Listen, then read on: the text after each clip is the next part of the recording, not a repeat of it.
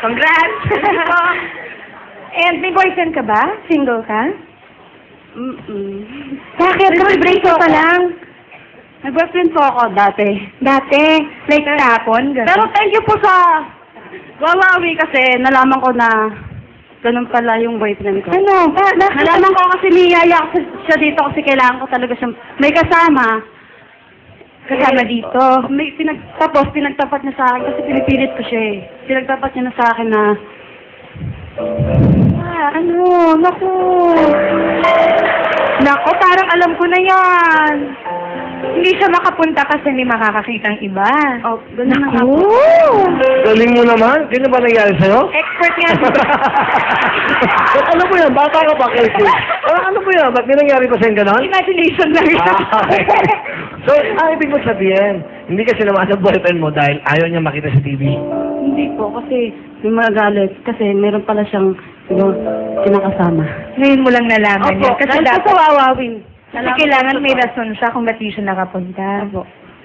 Nako, hindi siya magaling magsinungaling, no? Anong message? May message siya. Anong message mo sa kanya? Kunyari, ayan. Ang message ko lang sa kanya, Inadago siya. Uy!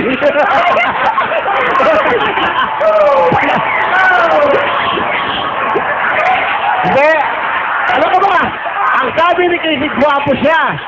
Guwapo! Guwapo siya! Di ba ang sabi mo? Ang sabi mo? Guwapo siya! Guwapo siya! Kaya siya may diba? Oy, Mega! Mega! Iba tong anak mo! Iba to! Nag-iisa lang to!